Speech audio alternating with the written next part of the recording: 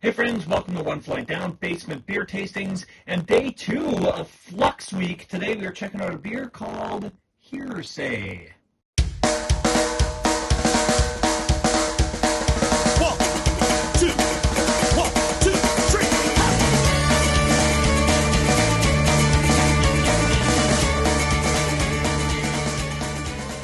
Alright, so Flux Week continues. What is Flux Week? I got a bunch of beers from my buddy Drew, beer for breakfast, facts for snacks. He sent me a few from Flux Brewing in Scotland, Ontario.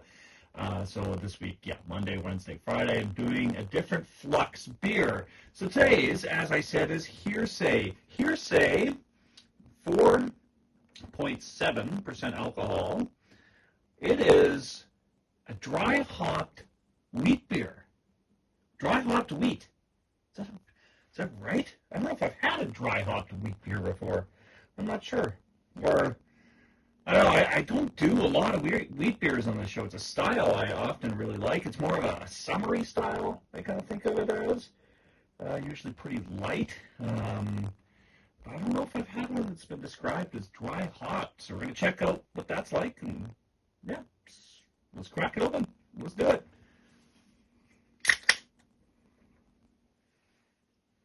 Pour it out of my Winnipeg Jets glass. Go Jets, go. All right, what do we have here? Very light colored beer. A lot of activity, a lot of carbonation. Didn't mean to hard pour this, but check this out. I haven't got this whole tiny can in there yet. Tiny can. It's like the traditional beer size can. And these days it feels like a tiny can because craft beers usually come in the tall boys these days. But yeah, check that out. Lots of activity on there.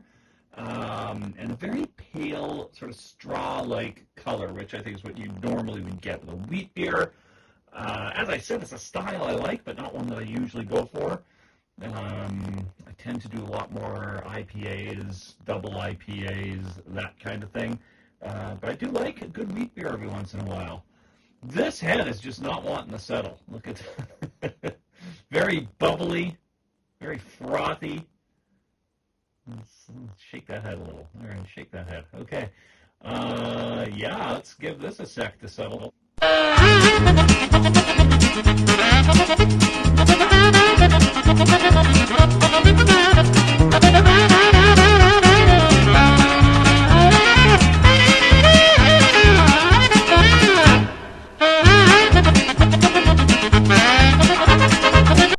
I just don't think this beer is going to settle. This is just, I'm just going to have to fight my way through all that foam. That's just the way it's going to have to happen. All my hardcore buddies out there are thinking, what's wrong with you? I can just do that anyway.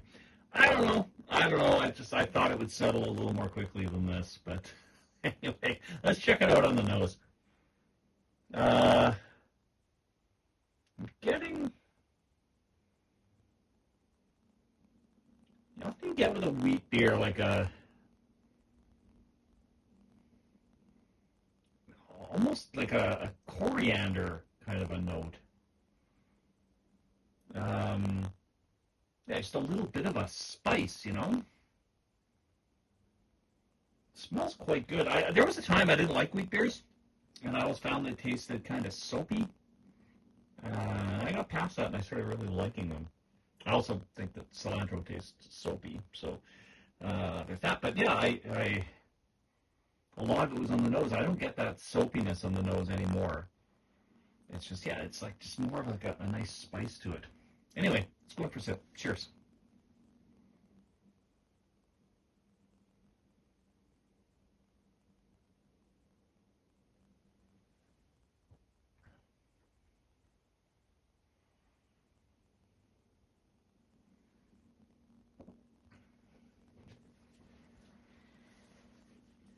Okay, got a bit of a lemon zip right up front. Sometimes I think I know wheat beers often come served with a lemon wedge. This would not need that. This has got its own in there. Is that an ingredient? Does it say anything about having lemon in there? Water, barley, wheat, oats, corn, rye, hops, yeast. No, it doesn't say anything about that, but definitely has a bit of a lemony zing to it.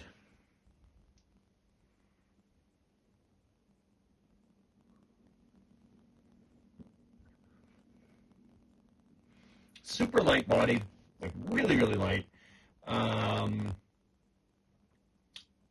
yeah, it's just got this sort of like zing to it that, I don't know, maybe it seems more like a summertime kind of beer to me.